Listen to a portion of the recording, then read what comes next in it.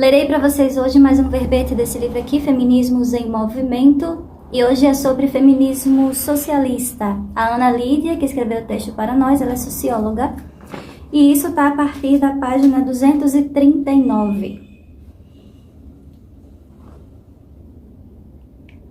Bora lá! As distintas visões e movimentos feministas, socialistas ao longo da história só são possíveis de serem compreendidas a partir de determinadas situações sociais e políticas. Mesmo que as primeiras mulheres socialistas não se reivindicassem feministas, isso aqui é importante, porque sempre teve, desde o início, do movimento feminista, sempre tiveram algumas mulheres que recusaram esse nome, até hoje é assim, E aí tem uma batalha para ressignificar também essa palavra, para tentar unir mesmo todas nós que somos tão diferentes, E aí também aconteceu isso dentro dos socialismos, Socialismos também é plural, não é uma coisa só, não. Mesmo que as primeiras mulheres socialistas não se reivindicassem feministas. Aí tem uma nota de rodapé aqui gigantesca, que ela vai citar Clara Zetkin, a Kollontai e outras socialistas. O feminismo, através de suas lutas pelos direitos das mulheres, acabou, ao longo dos anos, fazendo parte do vocabulário de militantes e teóricas socialistas, ao ponto de, a partir da década de 1970, se engajarem teórica e politicamente na construção de um feminismo socialista. Aí deixa eu ler só um pedacinho aqui da notinha de rodapé. As primeiras mulheres socialistas na história, como Clara Zetkin e Alexandra Kollontai, organizam-se. Elas não foram as primeiras, gente? Tiveram muitas outras mulheres antes delas. Tá? Um pequeno parêntese aqui. Aí, organizaram-se em torno da categoria trabalhadoras ou operárias, pois, com o desenvolvimento das contradições do capitalismo, para elas, não tinha como congregar as reivindicações das mulheres burguesas com as das proletárias. A questão feminina, dizem as feministas, é questão do direito e justiça. A questão feminina, respondem as proletárias, é questão de um pedaço de pão. Aqui ela está citando a Kollontai. Inicialmente, na passagem do século XIX para o século XX, o feminismo estaria associado às burguesas que compunham o movimento sufragista dentro dos marcos do liberalismo, sem propor rupturas com o sistema capitalista, consequentemente sem abolir as opressões de uma classe sobre a outra. Isso aqui é muito importante. Cada um vai falar de um lugar, de uma classe, de uma situação econômica e social. Então, é sempre importante perceber como e do que está sendo falado, Fica atenta. Inicialmente, na passagem do século XIX para o século XX, o feminismo estaria associado às burguesas e ao sufragismo, que era a plena vontade de também fazer parte do sistema, poder votar, essas coisas, E aí as operárias ficavam dizendo, oxi, como assim? Não é só isso não, viu? Tem outras coisas aqui, olha a nossa situação, olha o pagamento que nós estamos recebendo, isso é patético, isso é ridículo. Por exemplo, olha as crianças trabalhando, por aí vai, tantas coisas. É possível ver nos escritos das autoras demarcação da condição das mulheres da classe trabalhadora em contraposição aos interesses das mulheres no interior dos partidos revolucionários a partir de suas condições de classe. Isso para quem é a favor de partido, porque também tinha mulheres, as anarquistas, por exemplo, que também é considerado um socialismo, que é importante dizer que o socialismo não é marxismo. Marxismo é uma possibilidade dentro dos socialismos.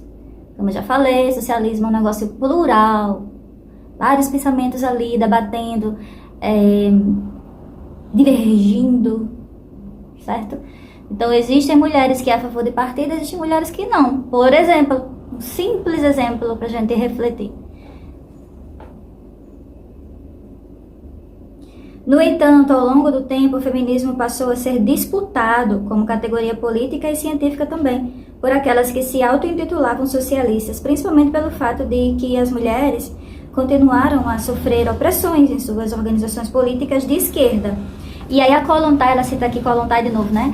A Kollontai, ela faz várias críticas em relação a essas situações, né, de opressões dos próprios homens de esquerda, dessa dita esquerda, da época dela, que oprimia suas companheiras, etc e tal, né? Então ela cita de novo aqui a Kollontai, que é uma ótima referência, sim.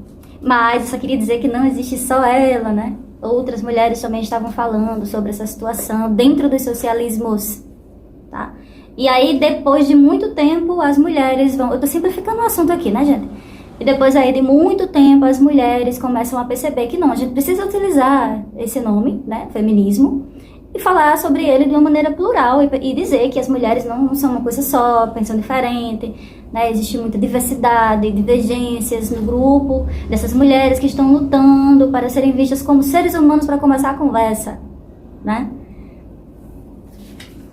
Tá bom, comentei demais, agora deixa eu voltar pro texto dela, né? Inicialmente, essa resistência de autoidentificação ao feminismo não significava um desprezo pelas condições de opressão sofrida pelas mulheres, pelo contrário. Há diversos escritos e movimentos organizados para elaborar teóricas e politicamente o papel central das mulheres nas lutas revolucionárias, bem como compreender as causas das opressões e buscar caminhos frutíferos para sua emancipação. No entanto, esses documentos ressaltam a ideia da mulher de classe trabalhadora, em contraposição às mulheres da burguesia. De certa forma, pode-se compreender que a teoria feminista socialista, desenvolvida sobretudo após 1970, foi em grande parte resultado da discussão de mulheres no interior do pensamento marxista. Aqui ela cita Pinto, 1985. No entanto, há uma trajetória histórica anterior que marca os primeiros escritos de mulheres socialistas, bem como suas trajetórias de lutas em torno dos processos políticos em revoltas, greves e revoluções que tiveram ressonância no desenvolvimento posterior da teoria do próprio movimento feminista socialista. Para o feminismo socialista, não é possível ler a história do feminismo de maneira evolucionista, em que paulatinamente as mulheres vão conquistando direitos até chegar a determinados pontos em que se conquistaria a emancipação. Desde os primeiros escritos socialistas, a situação das mulheres está presente. Para os socialistas utópicos, em especial Fourier, eu acho que é assim que falam. Ele viveu entre 1768 a 1830. Havia uma preocupação em denunciar a opressão que as mulheres sofriam, bem como buscar caminhos para que tivessem a mesma educação que os homens e libertá-las dos trabalhos domésticos através da organização de uma cozinha central e de um infantário para se fazer cargo das crianças. Aqui está citando Safioti, inclusive já indiquei o livro dela aqui no meu canal. Já para o socialismo científico, a emancipação das mulheres se daria à medida em que o capitalismo fosse abolido e substituído pela implementação de um regime socialista. E aqui eu queria fazer um parêntese sobre os homens aliados, né? Que sempre tiveram homens aliados que estavam pensando, né? E percebendo como as mulheres eram tratadas, e indignados também, né? Com essa situação, pelos próprios coleguinhas. Então, é importante dizer que era minoria, mas existia sim homens aliados desde o início, né, desse movimento das mulheres e dessa tentativa, de todas essas tentativas de organização durante a história da humanidade.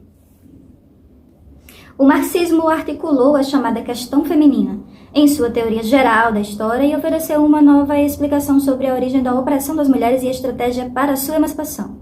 Tanto para Marx quanto para Engels, a origem da opressão não estaria em causas biológicas, mas em condições sociais. Hoje a gente sabe que isso é óbvio, né? Mas na época deles, isso era, nossa, é mesmo, incrível. Não porque essas pessoas maravilhosas não pensassem sobre todas essas questões, mas é que nunca tinham escolhido escrever, né? escolhido, note que eu tô falando, escolhido escrever e teorizar sobre o assunto, tá? Que isso também faz toda a diferença. A origem da propriedade privada e a exclusão das mulheres da esfera da produção, Engels, de 1984, que é um livro dele que eu também já indiquei aqui. Em A Origem da Família, a Propriedade Privada e o Estado, descreve, através de uma análise materialista histórica, que a partir do desenvolvimento da divisão do trabalho baseada no sexo, teria na constituição de uma sociedade de classes, levado a processos de desigualdades e opressão sexual. Para ele, as formas de opressão sexual, tais como as formas de parentesco e família, teriam uma base material na estrutura de classe, decorrentes de desenvolvimento do capitalismo, o que nem sempre existiam na história da humanidade ocidental. Cabe ressaltar o papel engajado e teórico da franco-peruana Flora Tristán. Exato, Flora Tristán, uma mulher do século XIX, ela viveu entre 1803 a 1844. Quer dizer, a Flora Tristán já estava falando, já tinha textos sobre isso também. Mas depois que as mulheres feministas começaram a escrever sobre esse assunto, historicamente, sociologicamente, politicamente, é que foram recuperados esses textos também, né? Veja como é importante esse movimento dessas mulheres entrando, né? Essas grandes intelectuais entrando no processo da escrita e recuperando esses textos dessas mulheres que escreveram que só sobre o assunto, século XIX, século XVIII e até século XVII, né? Porque já tinha mulheres que, antes do socialismo existir, já tinha mulheres indignadas com esse processo, né, da desumanização das mulheres nessas sociedades todas aí. É bom a gente também lembrar que a gente tá falando aqui, ela tá citando bastante gente da Europa, né? Então é outra questão que a gente também precisa ponderar sempre que a gente for ler esses tipos de textos, né? E essas citações. Gente da Europa é eurocêntrica, vai pensar nas suas próprias vivências, né? Assim como a gente aqui no Sul Global vai pensar sobre as nossas próprias vivências. Pelo menos era para ser assim, né? Pelo menos eu acho que deveria ser assim. Voltando para o texto da Ana Lídia. Então, tá falando da história ocidental e eurocêntrica, né? Muito disso aqui. Mas é importante a gente ler sobre tudo, óbvio. Né? Importante, vamos lá. Cabe ressaltar o papel engajado e teórico da franco-peruana Flora Tristán, uma personalidade revolucionária que hoje tem sido reconhecida como uma das precursoras do socialismo. Para ela, a classe trabalhadora era a classe que deveria lutar pela emancipação das amarras do capitalismo. Flora Tristán compreende a classe trabalhadora como universal, uma vez que o capitalismo é universal. Nesse sentido, a classe trabalhadora como uma classe universal não pode se dividir, pois isso fragmentaria a luta das e dos trabalhadoras. A autora chegou a propor a criação de uma união operária, uma associação política internacional. Isso mesmo, esse texto da União Operária, inclusive eu tenho em PDF, quem quiser só pedir aí que eu mando, tá? Nesse sentido, a classe trabalhadora como uma classe universal não pode se dividir, pois isso fragmentaria a luta das trabalhadoras e dos trabalhadores. A autora chegou a propor a criação de uma união operária ou uma associação política internacional. Isso mesmo, antes de Marx e Engels. A mulher já estava falando disso. Ela foi a primeira a estabelecer uma relação entre gênero e classe, para explicar as origens da opressão, sobretudo a busca por caminhos da emancipação. Por isso, os trabalhadores, para se emanciparem, precisam das mulheres e essas, para se libertarem, precisam do apoio do conjunto da classe trabalhadora. Em 1844, Tristán publicou, 1844, Tristán publicou União Operária e saiu percorrendo a França para organizar as trabalhadoras e os trabalhadores. Segundo o feminismo socialista, ao aprofundar a luta de classes, ou seja, as experiências de contradições no marco do capitalismo, o feminismo já não pode mais agrupar em um mesmo guarda-chuva as reivindicações das mulheres burguesas e proletárias. O célebre livro de Auguste Bebel, A Mulher e o Socialismo, de 1879, foi um marco importante na unidade do operariado, na compreensão do papel da mulher na sociedade socialista. Uma expoente desse socialismo é Clara Zetkin, que viveu de 1859 a 1933. Nascida na Alemanha, Clara pertenceu ao Partido Social Democrata Alemão e foi das responsáveis por organizar as conferências internacionais de mulheres, as quais deram origem ao Dia Internacional da Luta de Mulheres. Aqui ela está citando um texto de Gonzalez, de Lélia Gonzalez. Zetting insistia em organizar as trabalhadoras para reivindicar a luta pelos seus direitos, o que fez com que enfrentasse muitos embates com dirigentes do partido que acreditavam que era necessário, na verdade, lutar para que o trabalhador tivesse condições de, com seu salário, manter a esposa e os filhos, sem que elas tivessem que trabalhar. Esse discurso estava claramente ancorado em uma ideia de construção de família monogâmica ocidental e patriarcal, né? Ela não está dizendo aqui não, mas eu estou dizendo, e patriarcal. Clara Zetting, em 2014, falava pela igualdade entre homens e mulheres, constituindo grupos interclassistas, e não como pertencentes à classe social distinta. E aqui ela estava falando de socialistas também, viu? Tem gente que acha que socialista é tudo puro, santo e perfeitos. Não é não, viu? Para ela, era preciso incorporar todas as questões que envolviam a mulher na sua luta, desde os direitos reprodutivos, passando pela maternidade até o voto, destacando a igualdade que mulheres da classe trabalhadora precisavam conquistar para sua libertação, diferente das reivindicações das mulheres burguesas, pois estas buscavam os mesmos direitos que os homens de sua classe dentro do sistema capitalista. Então não ia mudar, né? Não queria mudar, não queria destruir o sistema capitalista. Alexandra Kollontai, conhecida por ter sido uma das principais lideranças da Rússia revolucionária, ressaltou o protagonismo das mulheres em todos os processos que culminaram na Revolução Russa. Além disso, ela também aliou a importância de articular a agenda de luta e reivindicações das mulheres em um programa político da recém-construída União Soviética. Quando se deu a Revolução de Outubro de 1917, as mulheres passaram a adquirir a igualdade de direitos políticos e uma série de outros direitos que nenhuma outra democracia capitalista foi capaz de oferecer. No entanto, apesar de tais conquistas, como chama a atenção Lenin, as mulheres ainda viviam em um regime de escravidão doméstica. Nesse sentido, para os soviéticos, não havia igualdade entre a vida das mulheres se elas tivessem que se encarregar sobre o trabalho doméstico.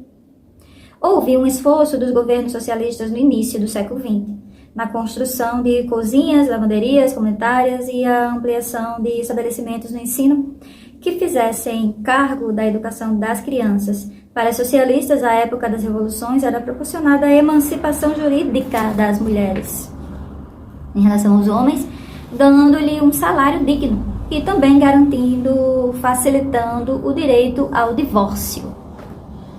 Veja a luta, né? Veja a luta, que ainda tem mulheres que, nesse tempo que nós vivemos, 2025, ainda luta por isso. Diga aí. Em 1920, o governo dos sovietes na Rússia foi o primeiro a tornar o aborto legal nos hospitais públicos, aborto legal, seguro e gratuito. Para os socialistas, o problema não era o aborto, mas o mal da vida que gerava o aborto. As mulheres não precisariam abortar se houvesse creche, emprego pleno, benefícios de maternidade, etc. Aqui ela está citando Goldman, finalmente. Goldman. E se não houvessem homens escrotos, né? Por exemplo, porque o estupro, quem é que estupra? As mulheres. Ela não está falando disso aqui não, eu que estou trazendo. Quem é que estupra as mulheres? Uma mulher que engravida de um estupro, ela vai querer abortar. Obviamente. A maioria dos casos. Né? Quem estuprou? Na verdade, onde está o problema, né? O maior de todos os problemas. A violência dos homens. Citando Nisa Floresta aqui, a injustiça dos homens. Em 1930, com Stalin no poder na União Soviética, o Estado passou a ser compreendido como um importante elemento do controle social, promovendo uma reversão completa de muitas ideias do socialismo. Em 1936, o divórcio se transformou em algo penoso e de difícil acesso devido às altas taxas que precisavam ser pagas para a obtenção. No mesmo ano, o aborto tornou-se ilegal. Está citando Goldman de novo aqui. E em retrocessos, Emma Goldman, tá? No mesmo ano, o aborto tornou-se ilegal. E os retrocessos nas conquistas promoveram um retorno das mulheres ao interior da vida doméstica. Apesar dos esforços das socialistas, a Revolução e os países socialistas do início do século XX não foram capazes de garantir igualdade plena e eliminação da opressão vivida por elas, o que foi alvo de muitas críticas no interior dos partidos, governos e movimentos de esquerda. As feministas socialistas, sobretudo após os anos 1970, criticavam duramente a ideia de hierarquização das lutas, em que havia a supremacia da luta de classes sobre as demais lutas, inclusive acerca da opressão sofrida pelas mulheres. Nesse sentido, a luta das mulheres por igualdade era reduzida à luta do enfrentamento contra o capital no axioma de luta de classes como unidade de análise. Além disso, foi necessário enfrentar os partidos de esquerda, principalmente, e as burocracias partidárias que desprezavam a luta pelos direitos das mulheres locais, em que também se reproduziam muitas práticas sexistas. Tais situações promoveram, de certa forma, a expulsão das mulheres dos partidos.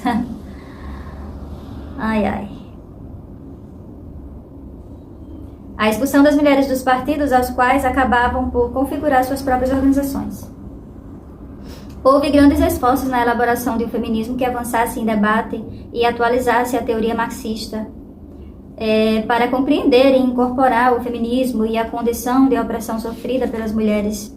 Vale destacar o célebre ensaio de Gayle Rubin, O Tráfico de Mulheres. Notas sobre a economia política do sexo, de 1975, que a autora parte da construção marxista para pensar a elaboração do sistema sexo/gênero. Esse texto provocou inúmeras influências nos debates feministas marxistas e socialistas do período de sua publicação, sobretudo para contribuir contra o reducionismo econômico muito recorrente entre os marxistas, ao simplificar a base material das relações econômicas. Importante ressaltar que parte das teorias feministas socialistas do período também se deu no embate e no diálogo com o feminismo radical.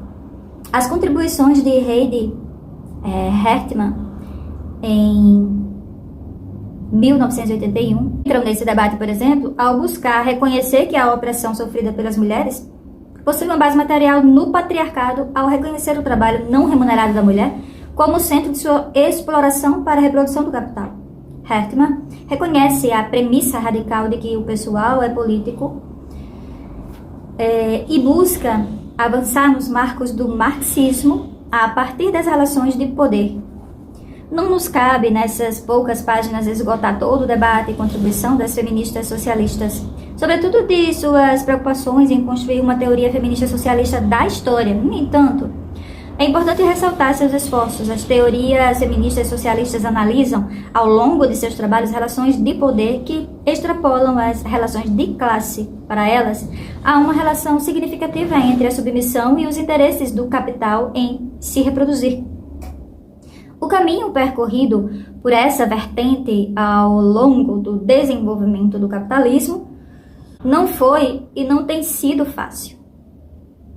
Muitas foram as motivações travadas para que os movimentos de esquerda ao redor do mundo passassem a incorporar o feminismo como pauta de luta política, bem como ampliar as teorias marxistas, de modo que contemplem as relações sociais de gênero. Para as feministas socialistas, não há possibilidade de uma emancipação total e absoluta das mulheres, se não eliminar também a exploração de uma classe sobre a outra. Dessa forma, a luta encampada por elas, até os dias atuais, é a busca por ampliação dos direitos dentro das democracias capitalistas, ao mesmo tempo que buscam estabelecer as bases de um novo sistema, eliminando todas as formas de opressão pela via revolucionária. E aí aqui ela também coloca várias referências interessantíssimas. Pronto, finalizei mais um verbete para vocês. Temos várias referências no final de cada texto, né? Cada verbete, para vocês relembrarem aí. Até a próxima leitura, um cheiro, fui! Tchau!